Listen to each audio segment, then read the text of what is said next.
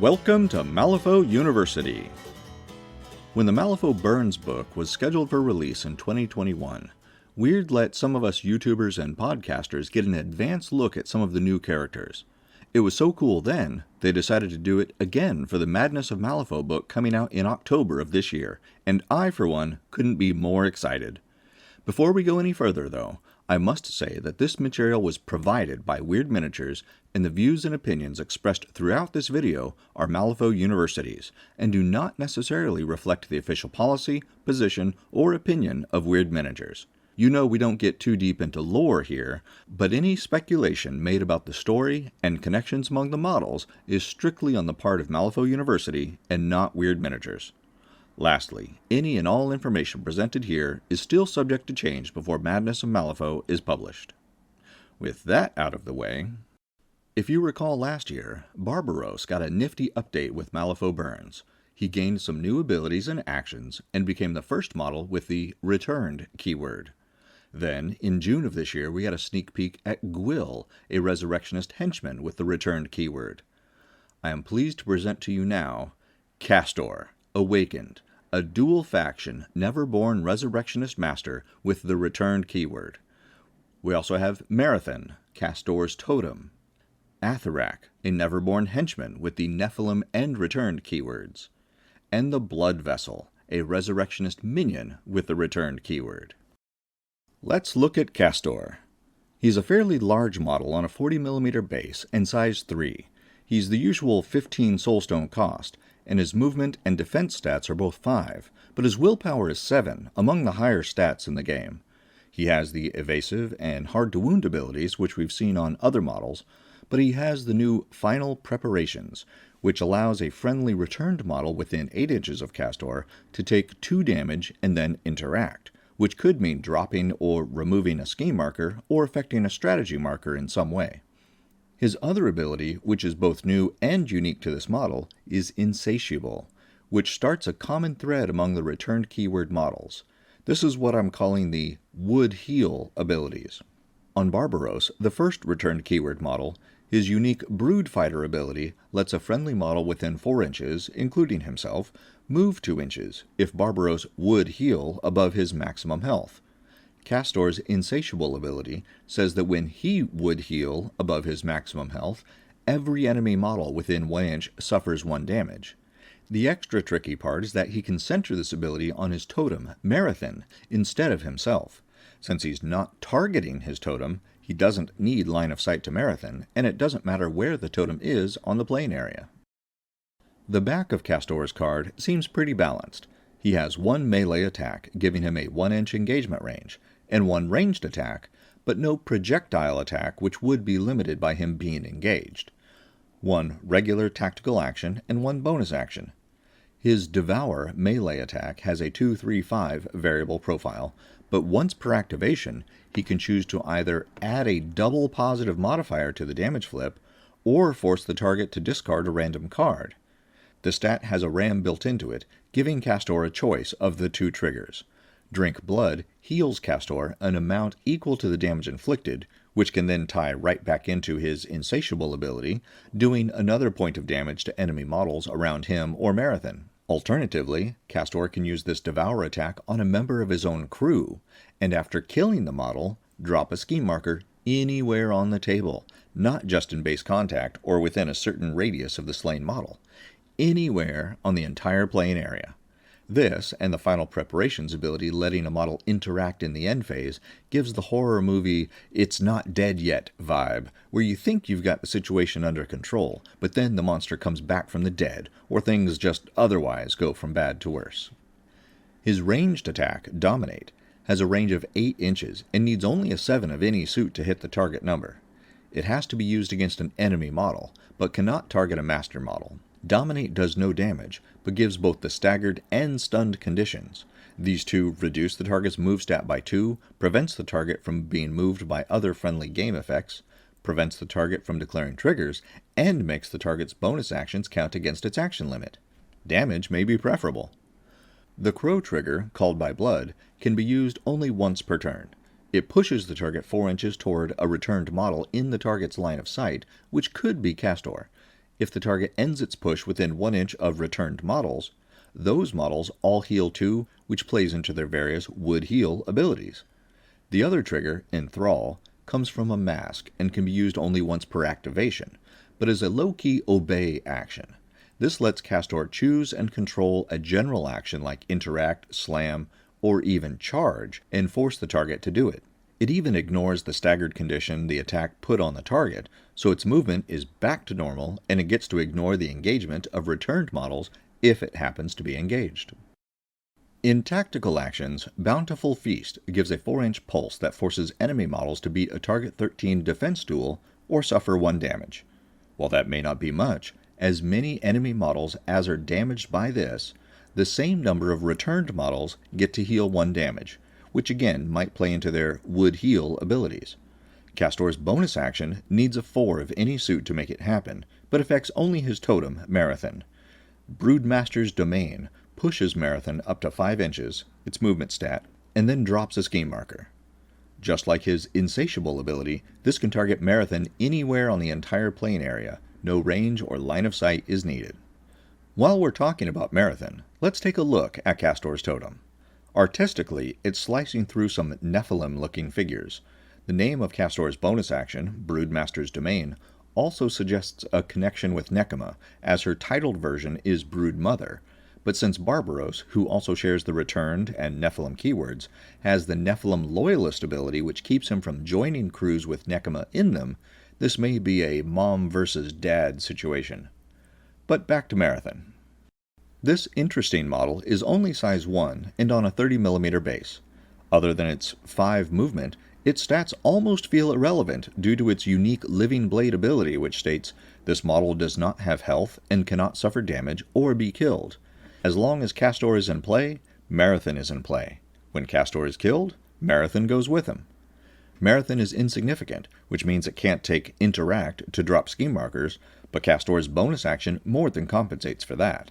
Marathine's last ability, Slip By, is unique to it as well. Marathine can move through other models can move through Marathine, and despite having a 1-inch melee attack, Marathine cannot engage other models and cannot be engaged.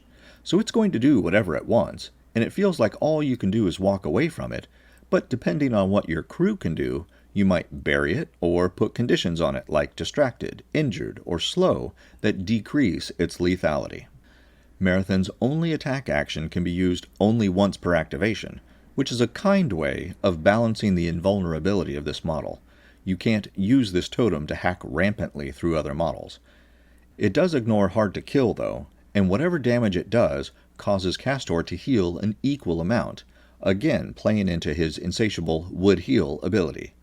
Since Marathine can use its living weapon attack only once per activation, that leaves just its Remove Their Claim tactical action as its only other real choice, and it removes an enemy scheme marker within 1 inch. If there's no enemy scheme marker nearby, Marathine could still take a general action like Concentrate, Assist, or Slam. Let's look at Henchmen now. Athorak is a Neverborn henchman with both the Nephilim and returned keywords, so if he were to be the crew leader, he would have a pretty decent pool of models to choose from when hiring. He's the usual size 2 on a 30mm base, and his stats are in the high average range. Like other Nephilim models, Athorak has Black Blood, which splashes for 1 damage whenever he's wounded, and he also has Hard to Kill and Regeneration. Ita Kithe is a new, unique ability that gives him and his nearby crew shielded whenever they would heal beyond their maximum health. His other new ability, Faith in the Flesh, is another would heal ability, but it gives him an option. This ability says, when this model activates. Regeneration says, at the start of this model's activation. When a model has 2 abilities that take place at the same time, the player gets to choose the order they happen. So, when Athorak activates, he could heal 1 with Regeneration first. If he were already at maximum health, that makes Faith in the Flesh kick in, and that lets him move up to 2 inches. Alternatively, when Athorak activates, he could use Faith in the Flesh first to suffer 1 damage and let a nearby returned model heal 1. Then his regeneration could recover that lost health point. Much like Kastore, Athorak has a melee attack and a ranged non-projectile attack, and a bonus action, but no other tactical action. We'll look at the bonus action first, because this gives us a new marker to play with. He needs only a 5 to make his Wardstone's bonus action succeed, and Athorak drops 2 Wardstone markers within the 8-inch range and within 3 inches of one another. There are no other details about the Wardstone markers, so they are 30mm bases and have no other terrain traits. What these markers do is block all enemy ranged attacks from passing through the Wardstone markers and the space between them. If you get a ram when you flip for this action, you also get to drop a corpse marker into base contact with one of the 2 Wardstone markers. None of the other returned models use corpse markers, but it could help if you have Nephilim with the Relish in Blood ability or the Black Blood Shaman in your crew. You'll never need more than 2 Wardstone markers, since this is a bonus action you'll take only once, and then the markers are removed during the end phase. Athorak's combat staff gives him a 1-inch engagement range and does 2-3-4 damage. The Crow trigger gives slow, but the mask Drawn Towards trigger pushes the target 4 inches towards one of his Wardstone markers, so you want to do the bonus action first if you hope to use this trigger. If the target hits one of the Wardstone markers, Athorak can choose for the target model to either suffer 1 damage or to heal 1. With other black-blooded Nephilim models, I can imagine Athorak might hit one of his own crew with this attack, splashing nearby enemy models with black blood to damage them, and then pushing his model to the Wardstone marker to get it out of engagement and heal it a little. His Ancient Word's ranged attack does 2-4-5 damage, but since it's not a projectile attack, he can use it on models engaging him for that little extra damage. If he gets a tome when he succeeds, another friendly Nephilim or returned model within 4 inches gets to heal 1 and draw a card.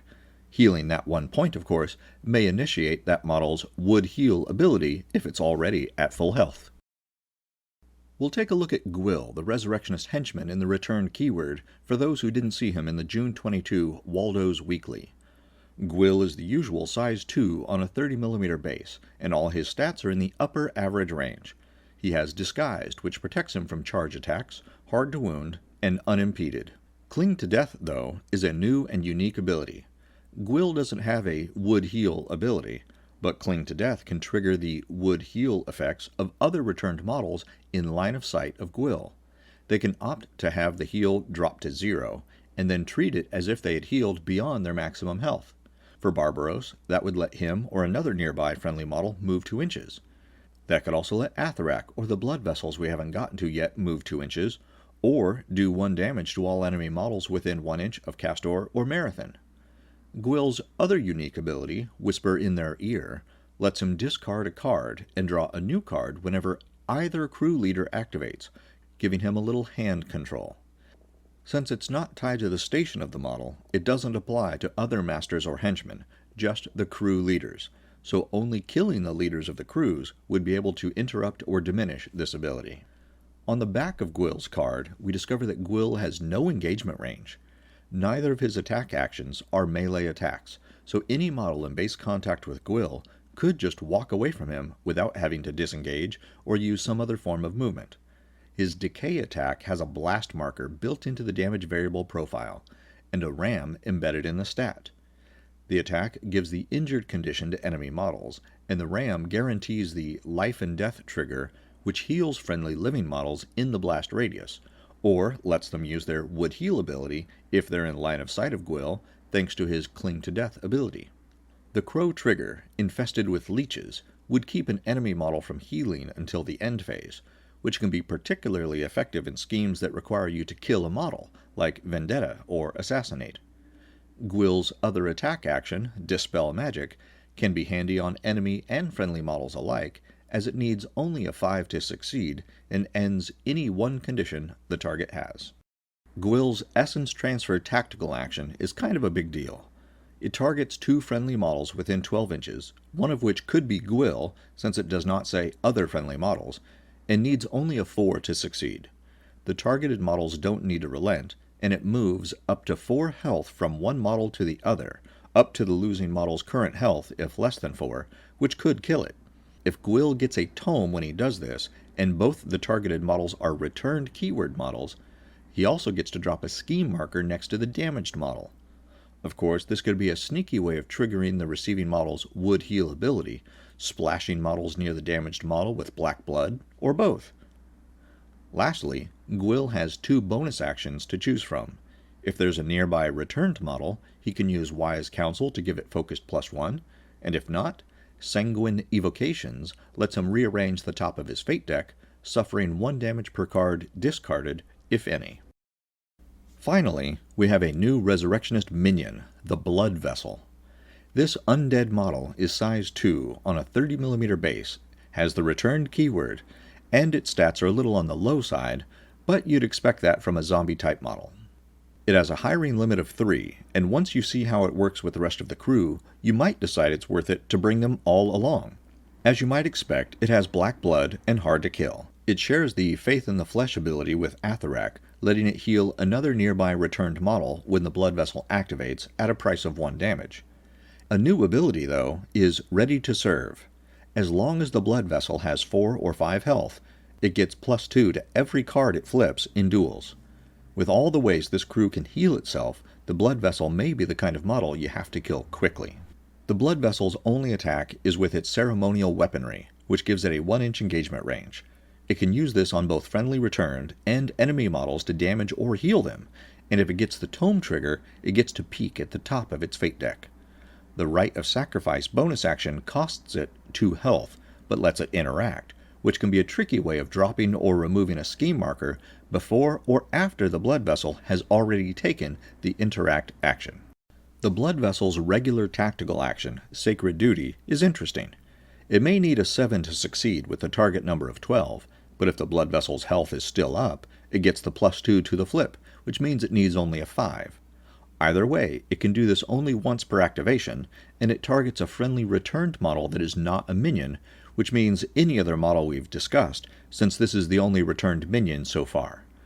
Sacred Duty places the Blood Vessel into base contact with the target, but the crazy part is that it doesn't require line of sight, and it has a 10-inch range. This is one you may want to cheat to get the suit, since the triggers are particularly useful. The Ram lets the Blood Vessel use its ceremonial weaponry after being placed, so it could hit the friendly model to heal it, or attack an enemy model that is also near the targeted model. If that's not useful, the Mask trigger gives enemy models that use attack actions against the target, not the Blood Vessel, a -1 until the end phase. If multiple Blood Vessels get this trigger on the same target, that returned model could impose a -2 or -3 against all attack actions against it until the end of the turn. Not bad for a minion. There you have it, players, an exclusive early look at some of the returned keyword models coming in the new Madness of Malifaux book in October. There are more in the book, but this is what we get to see right now. What do you think is the most interesting aspect of the returned keyword? What makes you excited to play a Kastore crew? Leave your thoughts in the comments below, like this video, and be sure to subscribe for more new content. Next week, watch The Danger Planet on YouTube for more model reveals, and if you haven't already, join us on Patreon for early, ad-free access to all new content. And be sure to visit the Malifaux University gift shop for the latest in Malifaux-themed shirts, hoodies, drinkware, and more. Links are in the notes below. And remember, play friendly games, keep it simple, and have fun.